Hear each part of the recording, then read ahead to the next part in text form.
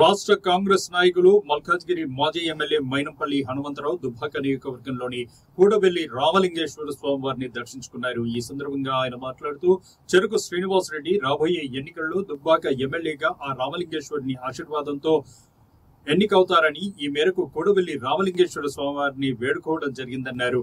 ఈ కార్యక్రమంలో కాంగ్రెస్ పార్టీ నాయకులు చెరుకు శ్రీనివాసరెడ్డి, మెదక్ జిల్లా కాంగ్రెస్ పార్టీ అధ్యక్షుడు ఆంజనేయులు గౌడ్ తదితరులు పాల్గొన్నారు.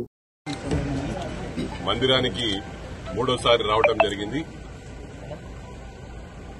మా చెరుకు ముత్యమన్నకు, మాజీ మంత్రివర్యులకు ఈ గుడి అంటే ఎప్పుడు కూడా చెప్పేవాడు.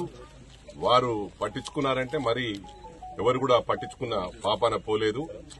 మరి సీనన్నకు నేను అదే చెప్తా ఉన్నా, నీకు దేవుడు ఆశీర్వదిస్తలేడంటే ముందు గుడికేమన్నా చేస్తే తప్పకుండా ఎమ్మెల్యే అవుతామని చెప్పి ఈ సందర్భంగా తెలియజేస్తా ఉన్నా.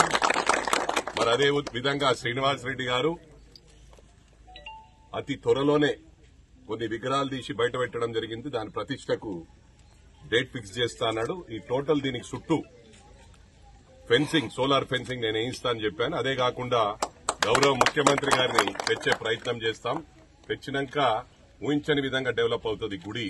మరి ఆ స్వామివారు అనుగ్రహిస్తే వారు ఎప్పుడు అనుకుంటే అప్పుడు చేయించుకుంటారు. టైం రాలేదేమో, మరి ఇప్పుడు టైం వచ్చినట్టుంది.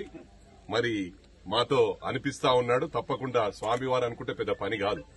ఇది మన రాష్ట్రంలోనే గుర్తింపు పొందే విధంగా డెవలప్ అవుతుందని చెప్పి కూడా ఈ సందర్భంగా తెలియజేస్తాం.